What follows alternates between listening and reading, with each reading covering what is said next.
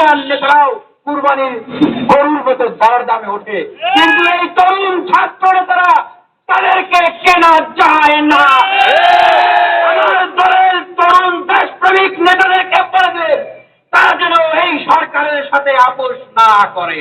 এই ছাত্র অধিকার পরিষদ, গণ অধিকার পরিষদ, যুব অধিকার পরিষদ, শ্রমিক অধিকার পরিষদের রাজনীতির এই দেশে একটি আবশ্যহীন চরিত্র রয়েছে, যেই চরিত্রটিকে এই সরকার ভয় পায়।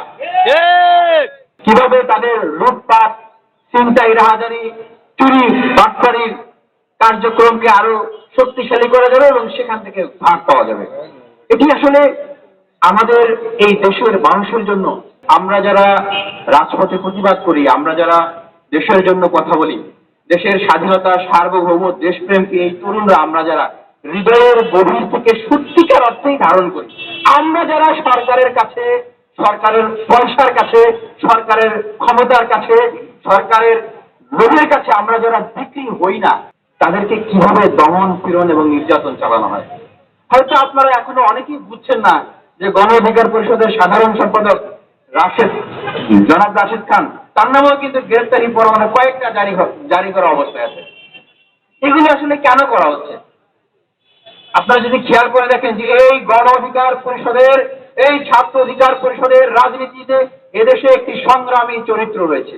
এই ছাত্র অধিকার পরিষদ, গণ অধিকার পরিষদ, যুব অধিকার পরিষদ, শ্রমিক অধিকার পরিষদের রাজনীতির এই দেশে একটি আবশ্যহীন চরিত্র রয়েছে, যেই চরিত্রটিকে এই সরকার ভয় পায়। জাতীয় পার্টিকে কেনা যায়, তারা সরকারের কাছে হাত পাতে, আসন ভিক্ষা চায়।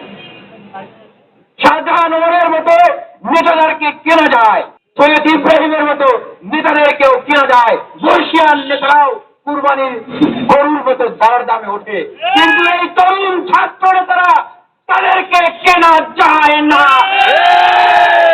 আপনারা জানেন, নির্বাচনের আগে আমাদেরকেও অফার করা হয়েছিল, শুনেছেন অনেকবার।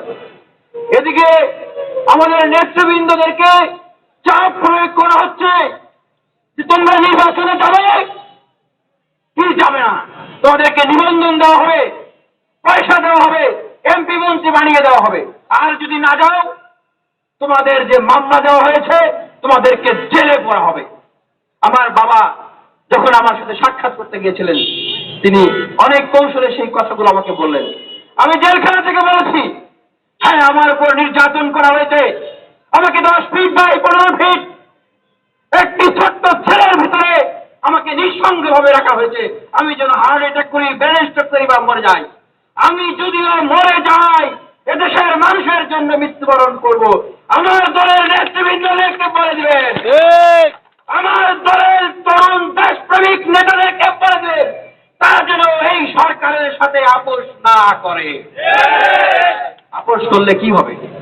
আপোষ যদি আমরা করি, এই দেশের মানুষ আর কোনদিন নতুন কোন রাজনীতিকে নিয়ে স্বপ্ন দেখবে না। এই দেশের জনগোষ্ঠী, এই জনপদের মানুষ আর কোন তরুণ নেতাদেরকে বিশ্বাস করবে না।